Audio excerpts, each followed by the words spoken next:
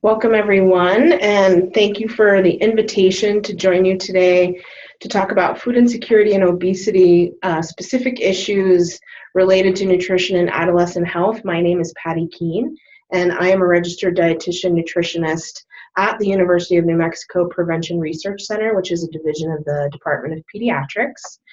And I run a couple of different programs at the Prevention Research Center and the PRC, and my disclosures are here so that you can see a little bit more about me. So I have a couple of different appointments on different boards and advisory panels related to nutrition, and then I work at the Prevention Research Center, and my current research support is from the Centers for Disease Control and Prevention, where I do an evaluation of nutrition policy in New Mexico Head Start centers, and then my other research support and funding support is from New Mexico Human Services Department, which funds my Chili Plus, or Child Health Initiative for Lifelong Eating and Exercise program, which is a nutrition and physical activity intervention in Head Start. So a lot of my work is in early childhood, and that is a SNAP-Ed funded program. But I was asked to really speak to you today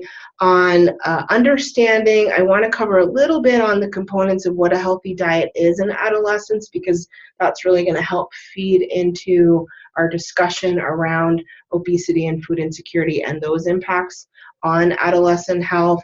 And so we'll define obesity and what that impact looks like, and also define food insecurity and what that impact looks like on adolescent health. But I also want to help those of you understand what nutrition programs are in place that are designed to not only alleviate food insecurity, but also to mitigate some of those impacts of obesity and that support adolescent health. So real briefly, the 2015 to 2020 dietary guidelines for Americans are evidence-based, science-based recommendations that are renewed every 5 years. And the last ones came out for us in 2015, and they last for 5 years. And this is a generally healthy eating pattern for the population over the age of 2. So adolescents would be encompassed in these recommendations. So in general, we want to see following a healthy eating pattern across the lifespan, to focus on the variety of foods in the diet, nutrient density and amount. Also to limit calories from added sugars, saturated fats, and reduce sodium intake. Shift to healthier food and beverage choices, so shifting more towards water and milk, etc., and away from sugar-sweetened beverages. And then also supporting healthy eating patterns for all. And so that's looking at across sectors, how can we support those healthy eating patterns? And what's important to understand about the dietary guidelines is they're not only recommendations for us as individuals, but really they set the stage and set the policy for federal nutrition programs and other nutrition programs across the country. So when we're looking at what do we really want to encourage, we want to encourage and support more vegetables, especially a variety of colors, fruits, especially whole fruits, and getting away from fruit juices and those types of drinks.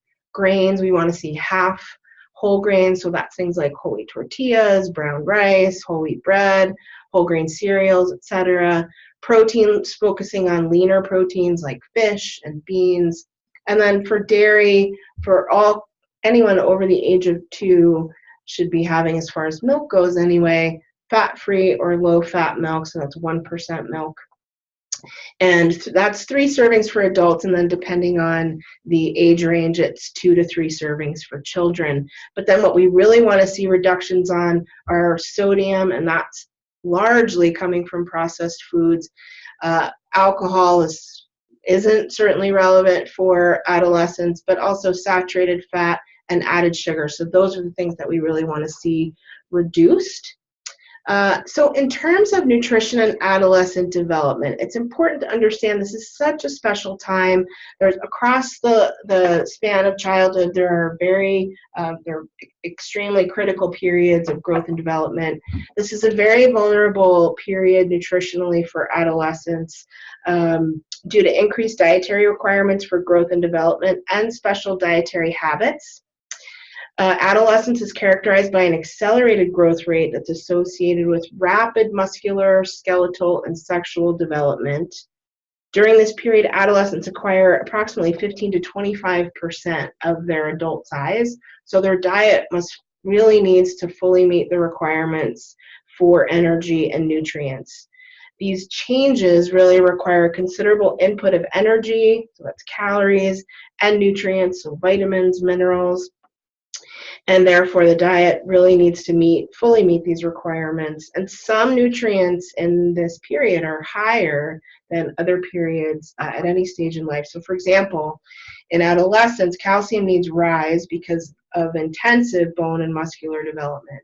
But we also know that calcium consumption in the adolescent diet really frequently fails to meet the body's needs during this growth spurt.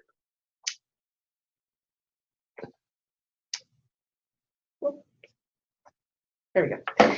So briefly, I think I duplicated 2 of those slides. So this slide here, and you don't have to memorize any of this, and this is generally speaking for the U.S. population, but where our dietary intake falls versus what our recommendations are, so that you can see those things that I mentioned that we really want to see a good adequate intake of: fruit, vegetables, dairy, whole grains, seafood, nuts, seeds, and soy. That those are the percent of the population that are below the recommendation or limit is very high. So not enough of us are getting those foods. And then conversely, we're getting too much of sodium, saturated fat, empty calories, refined grains, so those non-whole grains, and meat, poultry, and eggs. So we're getting too much of those things and not enough of the things that we would really like to see. So I'm not going to dwell too much on obesity, but we do want to cover what these trends look like. So this is what the trends have looked like from, these are obesity prevalence among adults age 20 and over and youth age 2 to 19 years. So this is generally the youth, so that's in green. And so we see a steady increase. Obesity is defined using cut points of BMI, or body mass index, so probably many of you have heard this. BMI does not measure body fat directly, and the relationship between BMI and body fat can vary by age, sex, and race and Hispanic origin.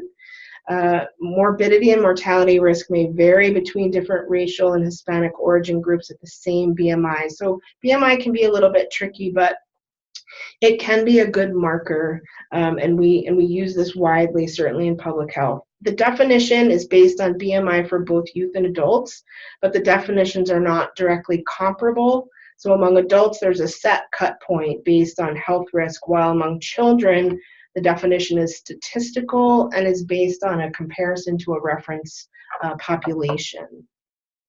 So looking at the prevalence in U.S. youth, and this will break it apart as we're looking at our population of interest in terms of adolescents. So from 2011 to 2014, the prevalence of obesity overall was 17%. In preschool age children, it's much lower than school age children, and then adolescents we see at 20.5%, and then we see a similar pattern also in males and females. So we see that it's just a higher rate in adolescence.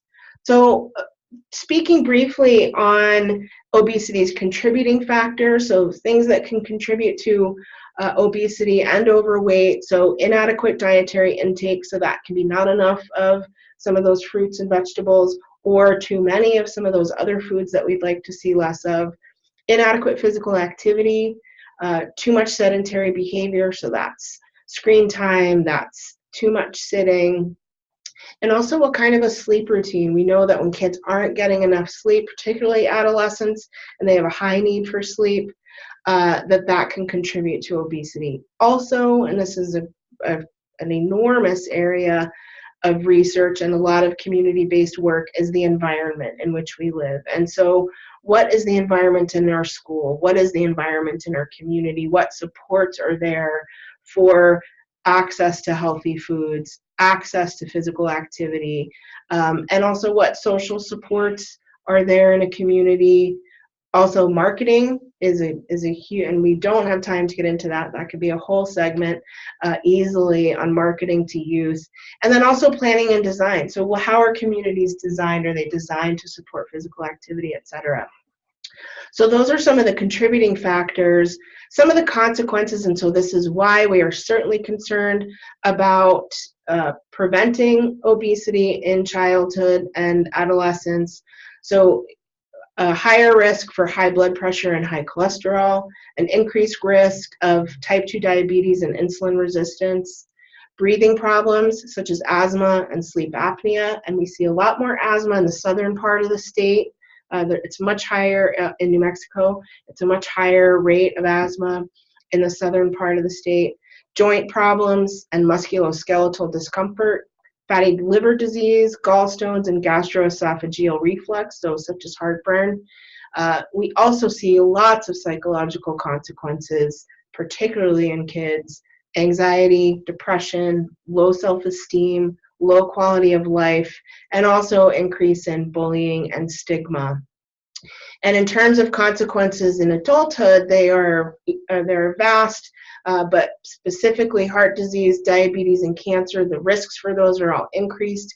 And then if there's obesity in childhood, then there's an increased severity of obesity in adulthood, and then of course those subsequent health consequences.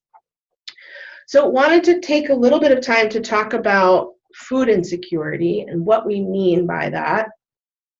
So generally speaking, food insecurity refers to a lack of access at times to enough food for an active, healthy life for all household members and limited or uncertain availability of nutritionally adequate foods. So it's helpful to understand, and what's on your screen for how food security is defined, it's helpful to understand that food security is defined at the household level. So there are 4 levels of food security. So you may have high food security in the household, so no reported indications of any food access problems or limitations. Marginal food security, so 1 or 2 reported indicators on a survey for that USDA puts out and conducts.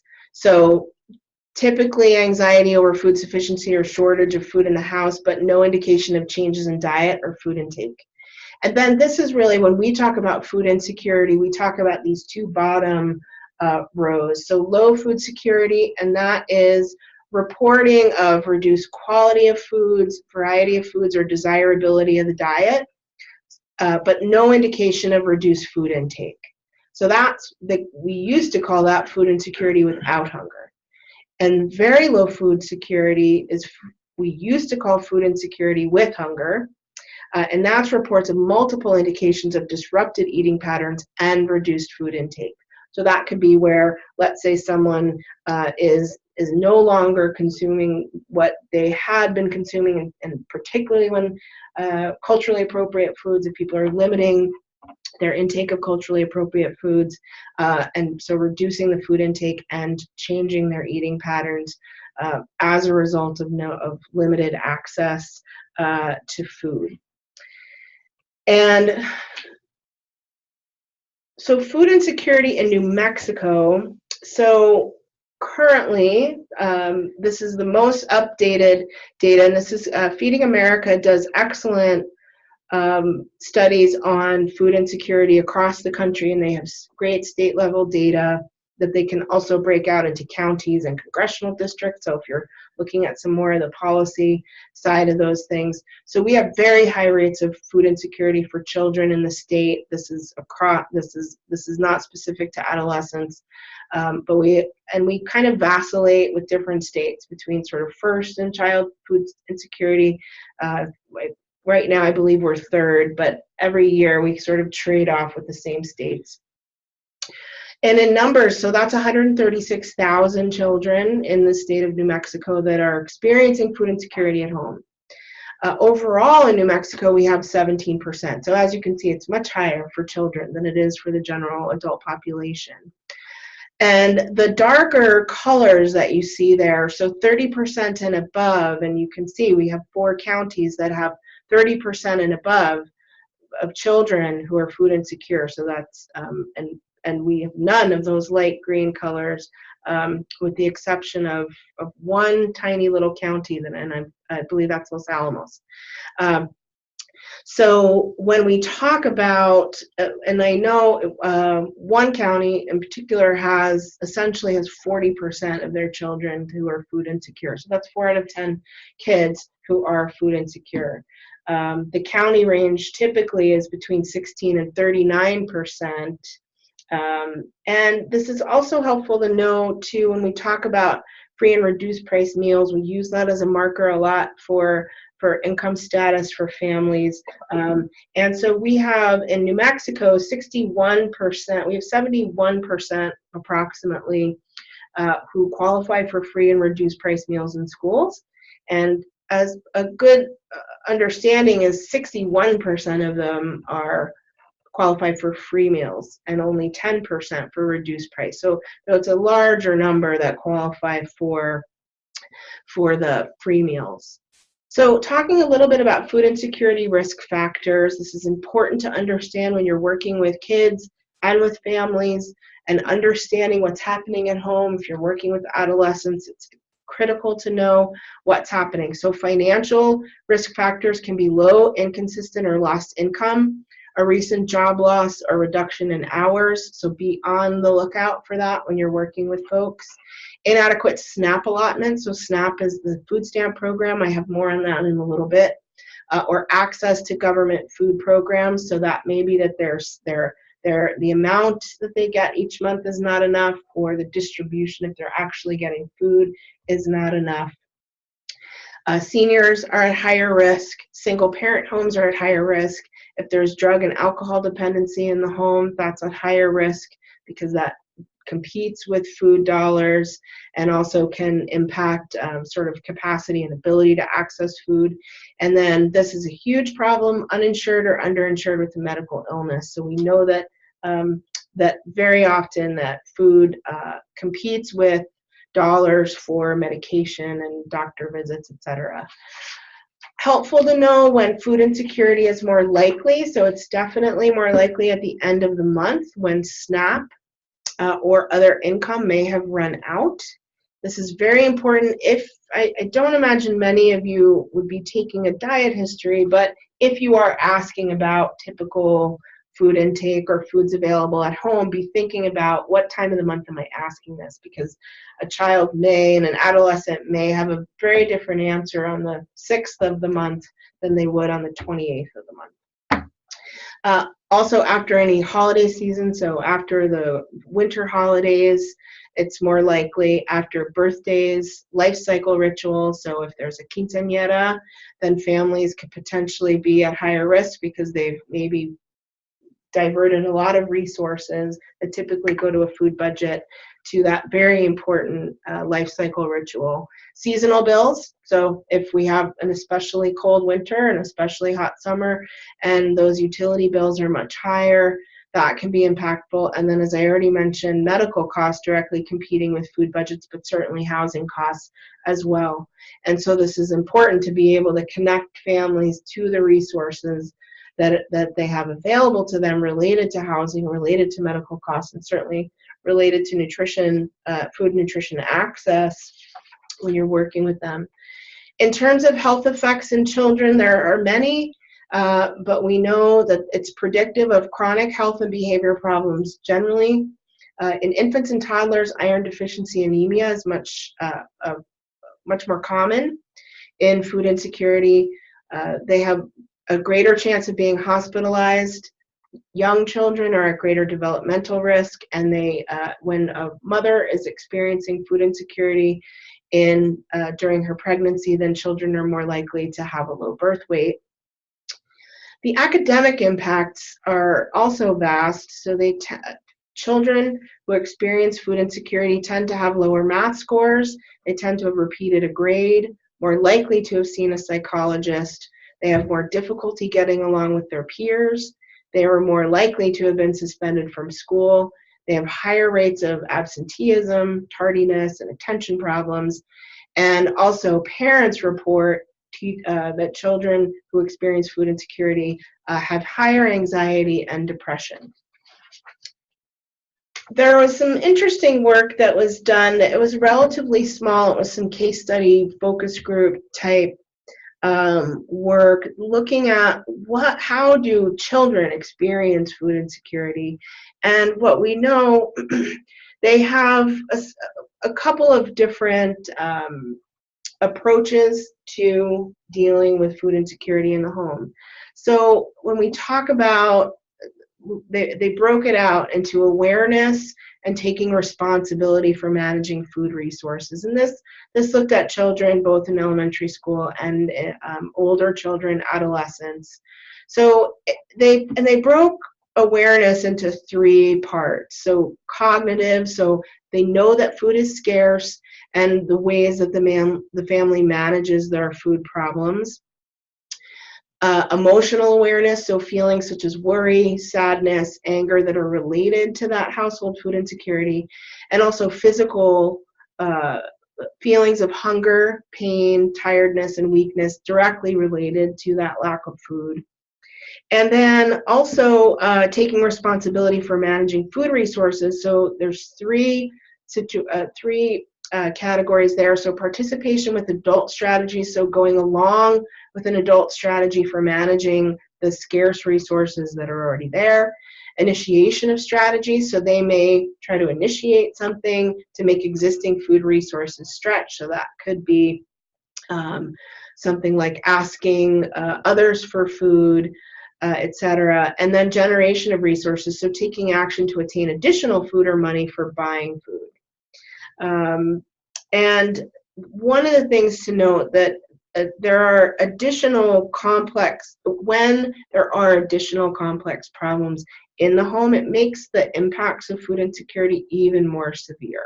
So if there are kids who have, if there's violence in the home, if there's a recent turmoil, if there's recent job loss, that makes the impacts of food insecurity more severe on the adolescent.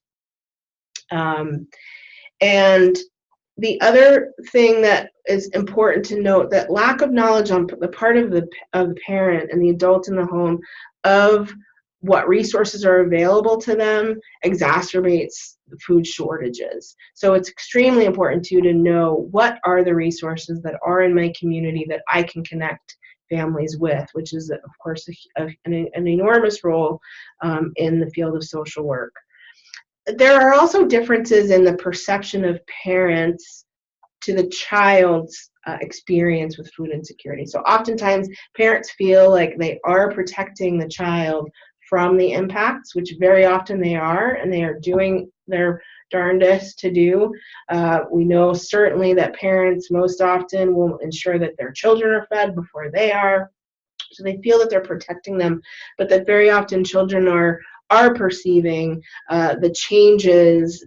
They worry more about the context of the food environment in the home, those changes. They don't worry necessarily about a job loss on the part of the parent, but they worry about how that impacts the home, so that they know that there is less food available, or when they see the parent acting differently or behaving differently, that they're much more tuned into that than even parents can perceive. And some of the quotes that came out of this that resonated well, I think, when we think about from the cognitive side, and this was an adolescent, a teenager, who was talking about, getting food stamps between the 1st and the 3rd, maybe the 4th. When we do get them, I'm telling you, the food is coming in the house.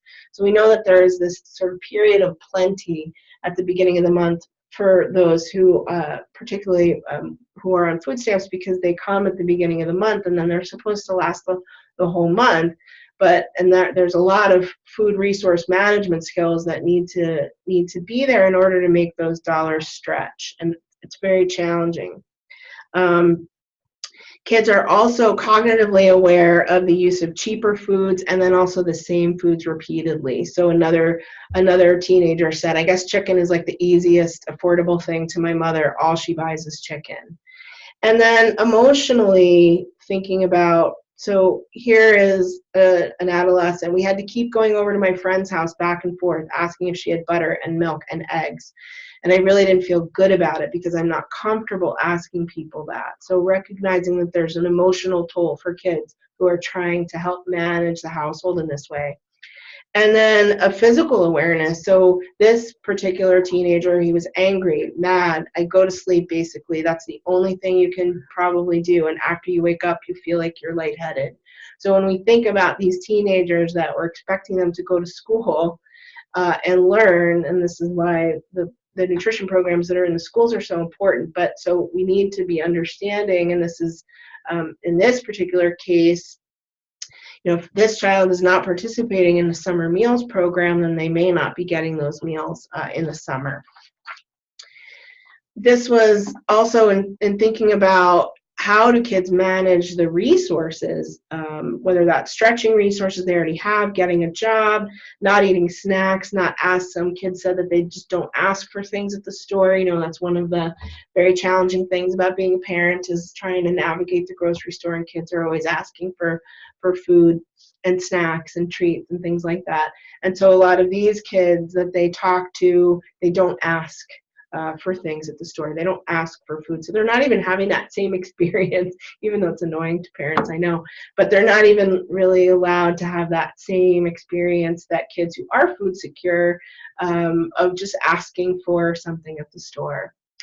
This was interesting. This teenager talking about how do they get the money in order to get food, and they're not trying to get money together, get money up, as they said, and not through drugs, but get together and cut the grass, or we'll find some way, and might even try to get money through a dog fight every now and then. And they're doing this just in order to get money for food for their families. So again, thinking about what these kids, these adolescents, are having to contend with in order to try to help support getting food in the home. So generally, this is not specific to adolescents, but just wanting to touch on, because of course, for many of the situation, for these health considerations and for chronic disease, patterns have already been well established in adolescents, and they're going to be adults very soon. And so some of the health impacts I already mentioned: asthma, cardiovascular disease, diabetes, cancer, obesity, iron deficiency anemia, low birth weight, depression and mental illness, chronic and toxic stress. This is something that we're doing certainly a lot more research and trying to get a better understanding of the impacts of toxic stress on all across the lifespan, but in particular in adolescence. Also, and this is more of an adult situation, but medication underuse, where adults who are trying to manage a chronic disease will not take their adequate amount of medication because they need to pay for food. There's also a higher risk, interestingly, of or higher prevalence of tobacco use with food insecurity. And then there also is higher risk of exposure to violence, which is something, again, to consider. So really, in general, food insecurity is associated with poor health outcomes and also poor control of chronic disease, such as hypertension, such as diabetes, but also things like poor control of HIV and depression, particularly among veterans. So if you are working with adolescents and one of their parents is a veteran, that's something to think about. Nutrient deficiencies can manifest in a whole host of health problems, and I didn't get into that too much because I don't want to get too much into a nutrition lesson with all of you, but a lot of these have to do with nutrient deficiencies, and really, essentially, it really gets down to malnutrition. Nutrition and health are very closely related. So about half of all American adults, so 117 million individuals, have one or more preventable chronic disease. And I think that's really what is important about driving home here, is that these are most of what we're talking about with nutrition-related chronic disease are preventable. And these include cardiovascular disease, high blood pressure, type 2 diabetes, some cancer, and poor bone health. And more than 2/3 of adults and nearly 1/3 of children and youth are overweight or obese. And, really these high rates of overweight and obesity and chronic disease have persisted for more than 2 decades. And, it's not only increased health risk, it's also increased healthcare costs, which of course we're very cognizant of. And when we talk about medical costs associated with obesity, that's $147 billion in 2008. And in 2012, the total estimated cost of diagnosed diabetes, this is across the country, was $245 billion. And that's $176 billion in direct medical costs and $69 billion in decreased productivity. And in New Mexico, that estimate is that diabetes costs us $2 billion. And we also know a healthier eating pattern is shown to reduce the risk of, again, cardiovascular disease, type 2 diabetes, some cancer, overweight, and obesity. I wanted to touch briefly, and this is a little bit, and this is for those of you who are more interested in food insecurity and its health impacts, Dr. Hilary Seligman out of UCSF is doing really great work on this. And they've put together this model that helps explain the cycle of food insecurity and chronic disease. And I think this is a little bit more detailed probably than you need, but also helps with understanding and also understanding how this happens in the first place, but also why we really want to get at kids as early as we can, which is certainly why I do a lot of work in early childhood, but why so much is happening across children's ages, including adolescence, because we really want to stem the tide of this. So what we see is, food insecurity starts at the top, and that constrains dietary options that people have.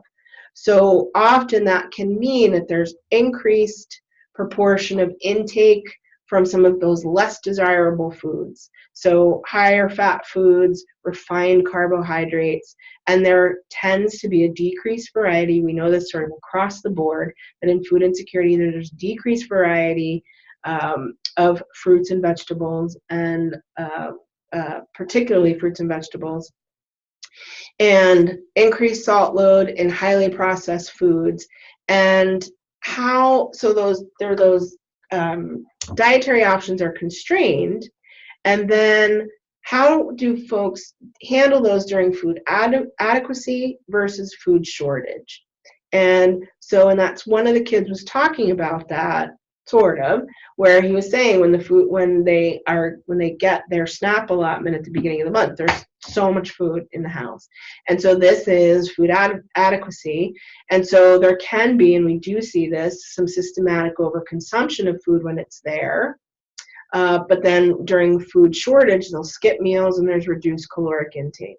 So those, depending on what's happening there, that can either lead to weight gain or weight loss. You add some stress in, and if you're experiencing food insecurity in the home, you're much more likely to have stress. And then that can lead to obesity, hypertension, and diabetes. And then that further leads to challenges to management of self-management of those chronic diseases. Then you have more stress coming in. And so it's a very vicious cycle that happens there. There is a simpler version of this model.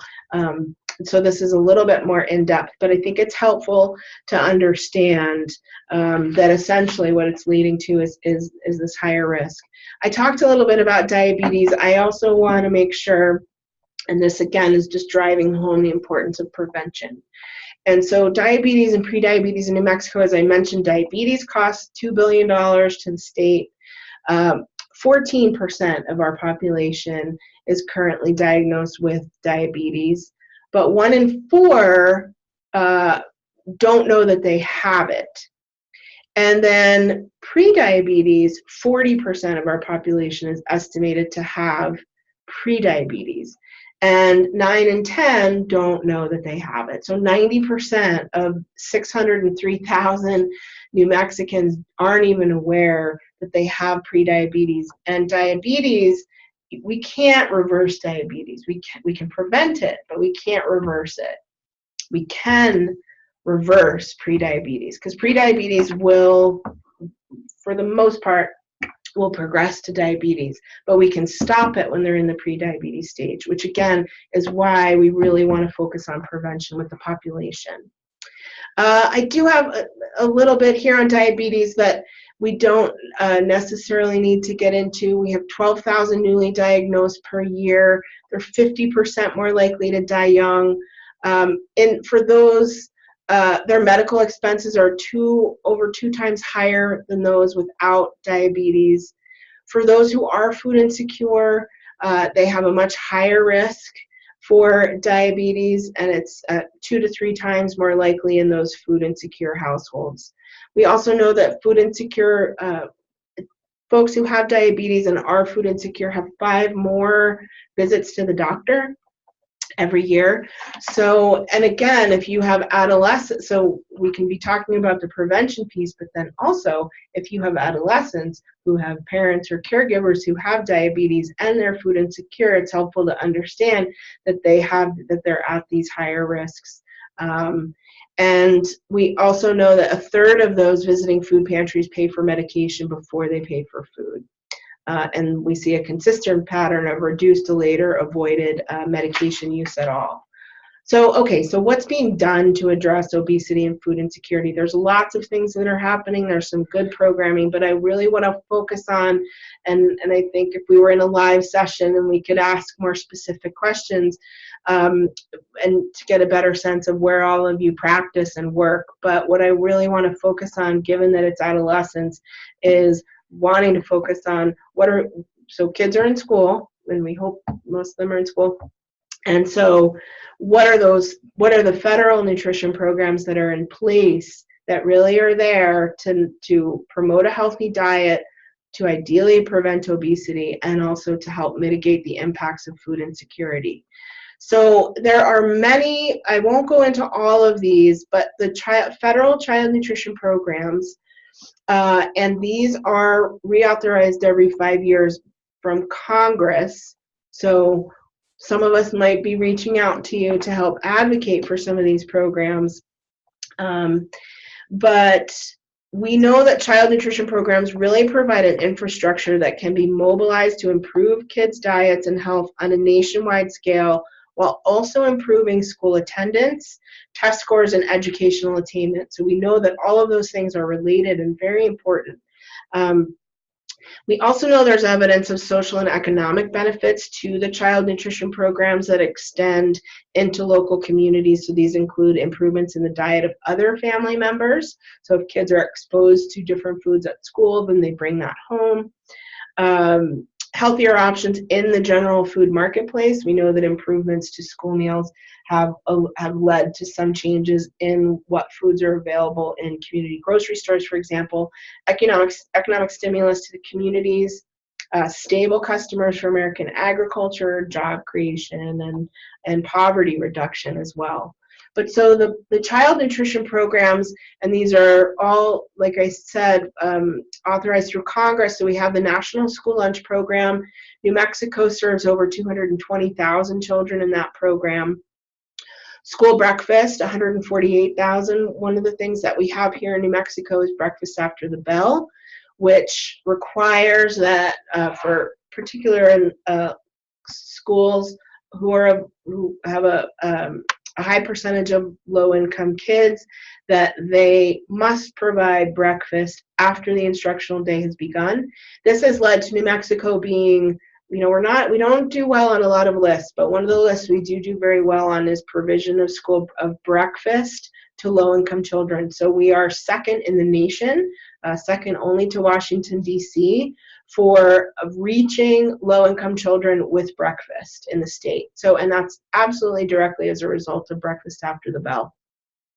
So for those of you who are working in schools, and some schools implement breakfast after the bell a little better than others, and so the extent to which we can support that implementation and smooth transitions for teachers is great. The Child and Adult Care Food Program, this is million meals in New Mexico that serve 38,000 children. This is primarily in early childhood, so it's essentially the school lunch program, but for Head Start, licensed child care centers, although it does serve some adolescents and some adults.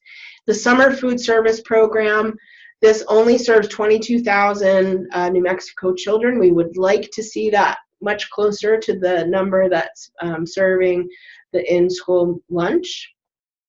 So this is a program that happens after in the summertime. Different communities have different periods and locations where they serve it, and that is a critical gap filling measure for kids who experience food insecurity to prevent that. Women, infants, and children, this is for pregnant women and their children up to age 5. And then the Fresh Fruit and Vegetable Program serves only very low-income schools, but provides fresh fruits and vegetables after school, and then also all the farm-to-school programs. So essentially, one of these programs at least impacts adolescents in New Mexico. Other federal nutrition programs is SNAP, as I mentioned, also the Food Distribution Program on Indian Reservations, or FDIPR, you'll hear that called, and that is in India, tribal organizations run that instead of SNAP, so families can't participate in both. And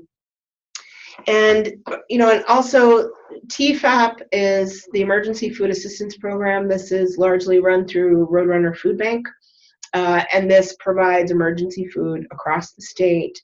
And then for older Americans, and I include this because I know that we're not talking about older Americans right now, but number one, older Americans, we have one of the highest rates of grandparents who are raising grandchildren here in New Mexico. And so for all of you in your field, it's important to understand what resources are available to those seniors that can help alleviate some of those stressors related to food insecurity. So congregate dining, so that's meals at senior centers, and home delivered meals, so that's Meals on Wheels that they're delivering to the home. And then there's also the Commodity Foods Program, and that's actual food that's distributed. I wanted to talk a little more specifically about SNAP. This is really a critical part of the safety net. SNAP, for those of you who do advocacy work, we always need people to help us with some more advocacy on the part of SNAP. It's an average of 453,000 New Mexicans, or over 453,000 New Mexicans that participate in SNAP. The average benefit is $140 per month per person.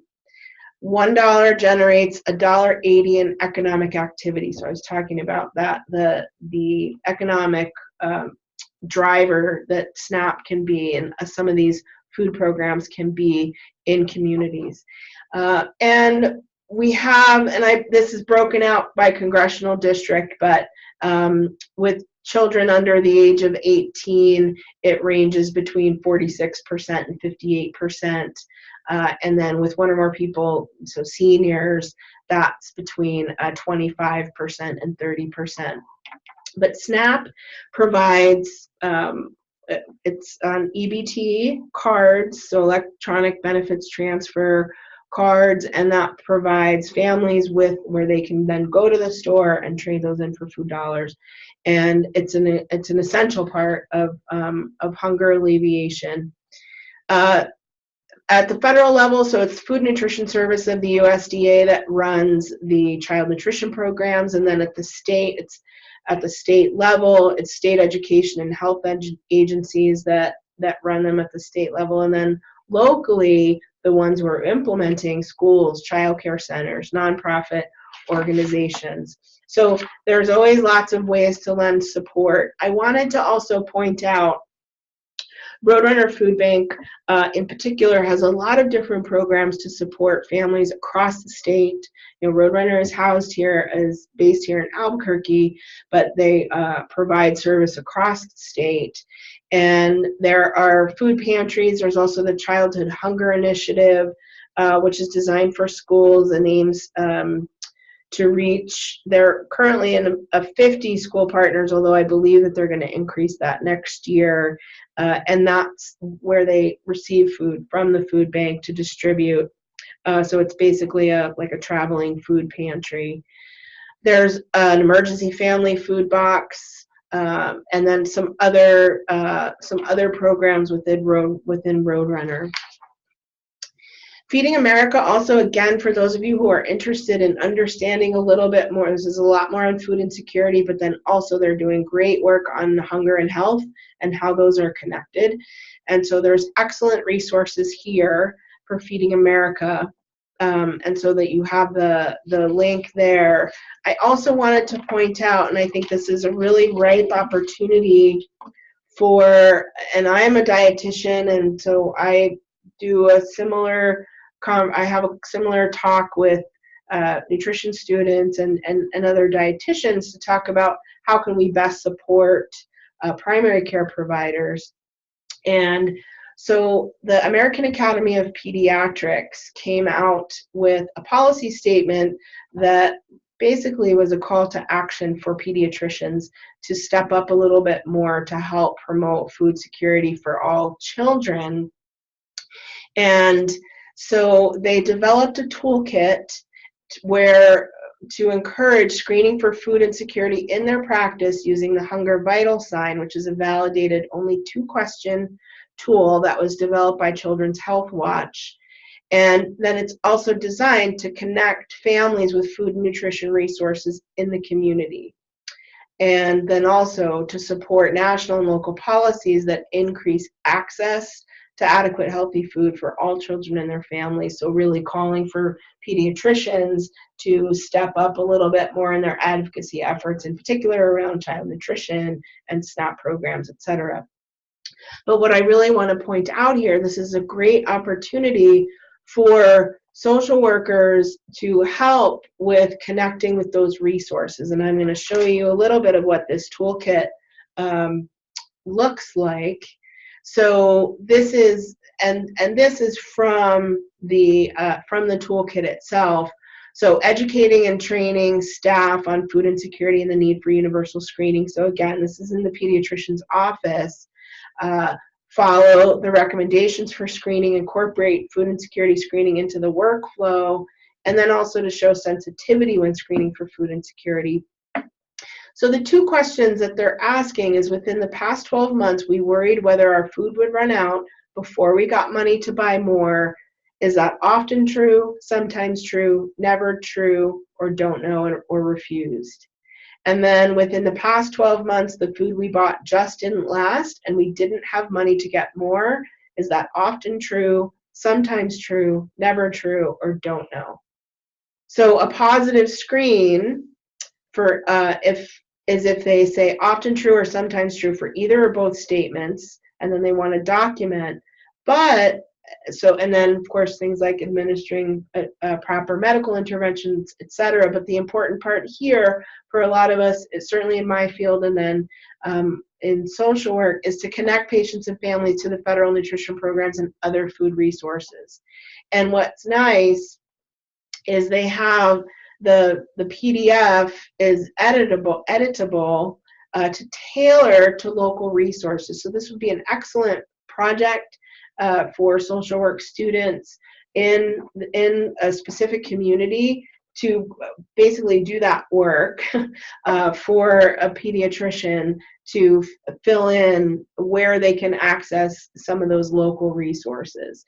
And so what's nice, they have a chart that outlines what those federal programs are, who can apply, how it works, and then where to go for additional information. But again, it's editable, and then you can plug in what those local resources are. And that would be a highly valuable thing for your families. I did include a couple of trusted, I know that food nutrition can be a bit of a gauntlet when we're trying to look for information that we trust. We have the Academy of Nutrition and Dietetics, which is our professional association. You can go there for good information. And then also if you are, for the New Mexico affiliate, if any of you are interested in the policy and advocacy side of this, you can email, that's nmdappc@gmail.com. That's our public policy coordinator. We'd be happy to connect, and we love to connect with other disciplines, but also other good resources for trusted nutrition information. U.S. Department of Agriculture, Centers for Disease Control and Prevention, the FDA, Department of Health and Human Services, Food Research and Action Center, the Center for Science in the Public Interest, the Center for Budget Policy and Priorities has especially good work and resources related to SNAP, Feeding America, and also the American Academy of Pediatrics. And I will say too, I put asterisks on those federal sites because for now the information has been well trusted. I know that there's been some concern about certain things that have been taken down from some of our federal websites, but as we know now, that's a good source for trusted information. And that's all I have, and thank you so much, and I'm happy to answer anyone's questions. You can feel free to email me at my work email, and thanks very much, and I hope you enjoy the rest of your class.